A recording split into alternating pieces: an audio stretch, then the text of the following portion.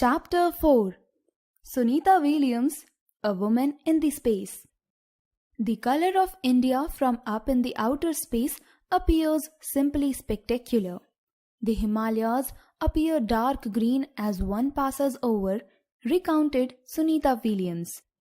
Sunita was born on 19 September 1965 in Ohio, USA, to Bonnie and Deepak Pandya. Her hobbies were running, swimming, and biking.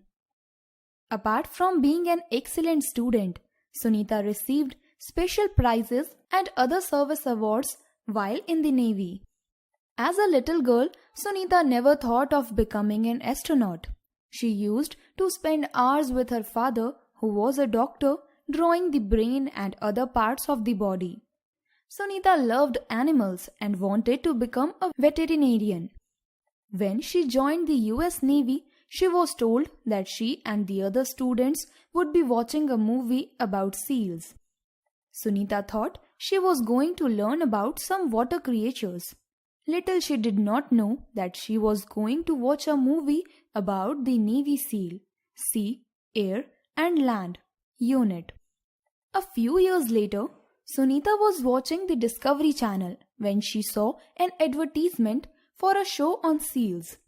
So she expected to see more on the Navy SEALs, only to find that the program was about sea animals. Sunita was an excellent member of the US Navy and was an important officer. The first time she applied to NASA, National Aeronautics and Space Administration, USA, she did not think she would be selected, but when she was called for an interview, she was over the moon. Her work in the Navy's helicopters and jets was noticed and she was selected by NASA in June 1998. She began her training in August 1998. As a student, she learned all about living in space, technology needed for flying rockets, preparing for flight training, as well as learning ways to live underwater. After difficult training and strict examinations, Sunita worked with the Russian Space Agency. She also worked with the Canadians and other powerful agencies in the field of rocket technology. She even lived underwater for 9 days as part of her training. Sunita has lived and worked abroad the International Space Station. She was launched into the International Space Station with the crew of STS-116 aboard the shuttle Discovery on 9th December 2006. She carried with her samosas, Bhagavad Gita, and an idol of Lord Ganesha. While becoming an astronaut is very difficult, Sunita believes that one can do anything. She had an officer who told her that she was not fit enough to be an astronaut, but she proved him wrong. She believes that if you know what you want, you have to work to get it. She also tells students that if they love what they are doing, they will surely do well in it.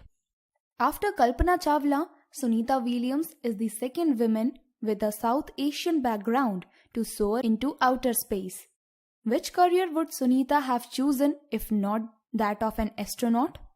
Sunita says that if she was not an astronaut, she would still have been a veterinarian as she has always loved animals. Labrador retrievers and a terrier named Gorby are a part of her life. If she would not have been a veterinarian, she wanted to be a teacher, a junior school science teacher.